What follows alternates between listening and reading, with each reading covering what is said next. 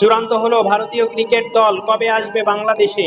3টি করে ওয়ানডে ও টি-20 খেলতে আগস্টে বাংলাদেশ সফর করবে ভারতীয় ক্রিকেট দল। তা আইসিসির ভবিষ্যৎ সূচি পরিকল্পনায় আগে থেকেই ছিল। আজ সেই 2 সিরিজের দিনক্ষণ জানিয়ে দিল বিসিবি। সব ঠিক থাকলে আগামী 13 আগস্ট ঢাকায় আসবে ভারতীয় ক্রিকেট দল।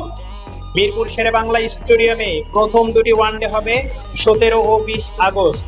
চট্টগ্রাম বিশিষ্ট flight lieutenant Motiur Rahman cricket স্টেডিয়ামে শেষ ওয়ানডে হবে 23 আগস্ট। বন্দর নগরীতেই প্রথম টি-20 26 আগস্ট।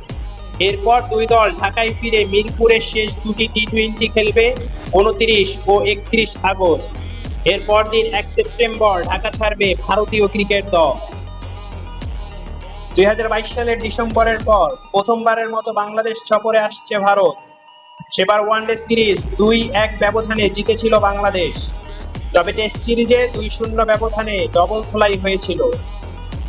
বাংলাদেশের মাটিতে দুই দল এর আগে একাধিকবার টেস্ট ও ওয়ানডে সিরিজে মুখোমুখি হয়েছে, তবে এবারই প্রথম টি-20 সিরিজ খেলতে যাচ্ছে। নিউজটি যদি ভালো লাগে একটি লাইক দিবেন আর চ্যানেলটি সাবস্ক্রাইব করে সাপোর্ট করবেন।